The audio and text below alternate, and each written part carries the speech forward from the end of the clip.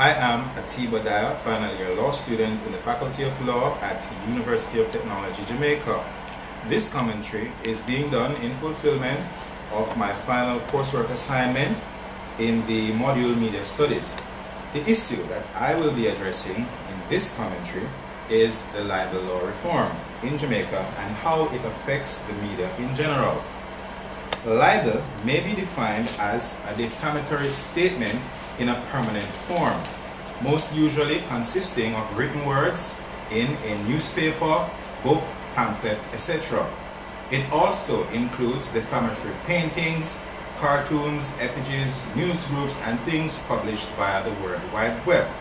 Also, by Section 3 of Jamaica's Defamation Act, defamatory words in radio and television broadcasts are to be treated as being in permanent form, that is, as libel, and that is where the modern media comes into play. However, this is not what is troubling to media practitioners and ordinary members of society who publish items via the World Wide Web, for example, on YouTube, Twitter, or Facebook, to name a few. Can you imagine losing one fundamental freedom enshrined in the Constitution for the mere fact that you choose to exercise another such enshrined freedom?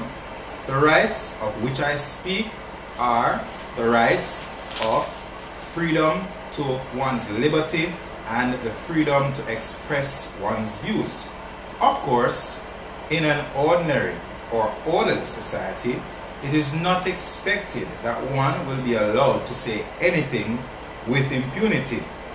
Journalists and media practitioners are governed by certain codes of ethics by which they have to abide. The law, which seems to be at variance with the right to express one's views and opinions freely, is the Libel and Slander Act, which was promulgated some 160 years ago, before Jamaica gained its independence. This law is anachronistic and antique in light of the information age in which we now operate. Attorney at law Bert Samuels posited in his Gleaner article entitled Libel Law Reform, A Delicate Balance. The world has moved from paper to radio, and now we are beneficiaries of the all-powerful internet, making news in one country the business of all others, end quote. The call for review of our libel laws is not only based on the antiquity and irrelevance of the law, he continues, but how it operates to hinder the progress of our 50-year-old democracy, end quote. In my opinion, a free press is crucial to the survival of our democracy. Jamaica has a very good track record of press freedom. However, as stated before, the Libel and Slander Act stand in stark contrast to this fact. Jamaica is ranked as the highest in the Western Hemisphere on the 2013 Press Freedom Index, being ranked number 13. Therefore, I urge the current government to implement the recommendations of the Justice Usmall-led Committee on Libel Reform. Another related matter is the promulgation of the new Cyber Crimes Act, which seeks to criminalize cyber defamation. Can you imagine the impact that this will have on the ordinary members of society who use the internet, many of them subscribing to social media? Members of the Press Association of Jamaica, backed by the Media Association of Jamaica, have urged the Parliamentary Committee deliberating amendments to the 2010 Cybercrimes Act to reject proposals to criminalize defamatory statements made by persons in cyberspace. And I concur with the view that this should not be so. One should never face the possibility of having one's freedom curtailed by the state. This is the stark reality that faces journalists, media houses, and all those concerned with the dissemination of information, opinions, and ideas.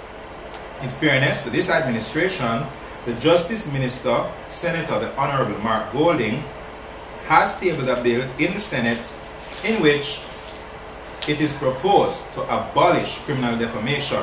The bill seeks, among other things, to amend the defamation laws to address the inadequacies of the present libel law, based on the recommendations of the Hughes Small Committee. Key features of this piece of legislation are the proposed amendment of the defamation law, which will also see the reduction of the limitation period for actions in defamation from 6 to 2 years. It also seeks to replace the defense of justification with the defense of truth. The defense of innocent dissemination has also been introduced in the proposed new law.